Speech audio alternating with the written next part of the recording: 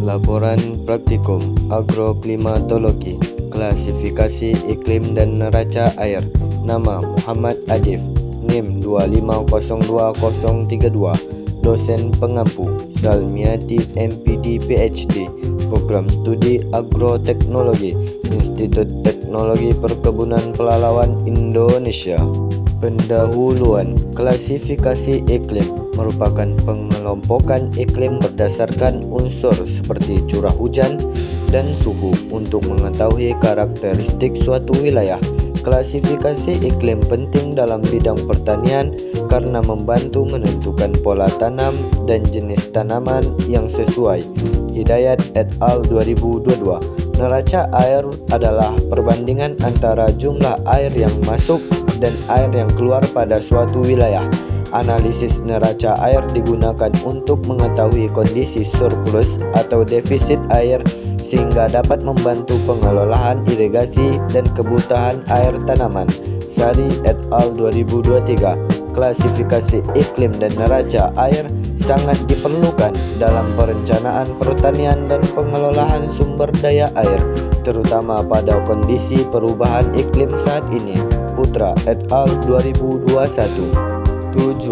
Tujuannya ialah untuk mengetahui klasifikasi iklim berdasarkan data unsur iklim, menganalisis kondisi neraca air pada suatu wilayah, menentukan kondisi surplus dan defisit air untuk kebutuhan pertanian, memahami hubungan antara iklim dan ketersediaan air terhadap pertumbuhan tanaman. Alat dan bahan, yang mana di sini kita menggunakan laptop dan alat tulis. Cara kerja. Analisis curah hujan 10 tahun terakhir Kota Denpasar menggunakan laptop dengan cara menyiapkan data curah hujan, suhu, dan evapotranspirasi dari suatu wilayah, mengelompokkan data iklim berdasarkan metode klasifikasi iklim yang digunakan, menghitung neraca air dengan membandingkan curah hujan dan kebutuhan air, menentukan kondisi surplus atau defisit air setiap periode pengamatan, mencatat dan menganalisis hasil perhitungan, membuat kesimpulan berdasarkan hasil praktikum. Hasil dan pembahasan. Inilah hasil yang telah saya dapatkan berbentuk tabel hasil dari Kota Denpasar 10 tahun terakhir. Pembahasan. Praktikum klasifikasi iklim dan neraca air dilakukan untuk mengetahui kondisi iklim dan ketersediaan air pada suatu wilayah. Data curah hujan, suhu, dan evapotranspirasi digunakan untuk menentukan tipe iklim serta kondisi surplus dan defisit air. Putra et al. 2021. Klasifikasi iklim membantu menentukan pola tanam dan jenis tanaman yang sesuai berdasarkan curah hujan suatu daerah. Hidayat et al. 2022. Neraca air dihitung dari perbandingan curah hujan dan kebutuhan air tanaman untuk mengetahui kondisi kelebihan atau kekurangan air. Sari et al. 2023. Hasil praktikum menunjukkan bahwa klasifikasi iklim dan neraca air penting dalam pengelolaan pertanian dan perencanaan irigasi agar pertumbuhan tanaman dapat berlangsung optimal. Menurut Oldeman, menurut metode Oldeman, klasifikasi iklim ditentukan berdasarkan jumlah bulan basah dan bulan kering. Metode ini digunakan untuk menentukan pola tanam yang sesuai pada suatu wilayah. Oldeman 2021. Pada praktikum ini, data curah hujan digunakan untuk mengetahui tipe iklim dan kondisi neraca air.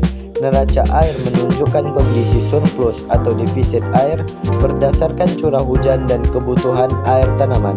Sari et al. 2023. Hasil praktikum menunjukkan bahwa klasifikasi iklim Oldeman dan neraca air penting untuk menentukan waktu tanam dan pengelolaan irigasi. Berdasarkan data curah hujan tahun 2015 sampai 2024 di Denpasar, curah hujan tertinggi terjadi pada bulan Januari, Februari, November, dan Desember, sehingga termasuk bulan basah. Sedangkan curah hujan terendah terjadi pada Juli dan Agustus, sehingga termasuk bulan kering. Menurut klasifikasi Oldeman, bulan dengan curah hujan lebih besar dari 200 mm disebut bulan basah dan kurang 100 mm disebut bulan kering. Data menunjukkan Denpasar memiliki musim hujan dan kemarau yang cukup jelas. Kondisi ini memengaruhi penentuan waktu tanam dan pengolahan pertanian. Kesimpulan, berdasarkan data curah hujan di Denpasar tahun 2015-2024, dapat disimpulkan bahwa wilayah tersebut memiliki pola musim yang jelas, yaitu musim hujan pada awal dan akhir tahun serta musim kemarau pada pertengahan tahun. Menurut klasifikasi Oldeman, Januari, Februari, November, dan Desember termasuk bulan basah, sedangkan Juli dan Agustus termasuk bulan kering. Data ini dapat digunakan untuk menentukan waktu tanam yang sesuai dalam kegiatan pertanian. Saran, sebaiknya pengamatan curah hujan dilakukan secara rutin agar data iklim lebih akurat dan dapat digunakan untuk menentukan waktu tanam yang tepat. Selain itu, petani perlu menyesuaikan jenis tanaman dengan kondisi musim agar hasil pertanian lebih optimal. Daftar pustaka. Sekian dan terima kasih.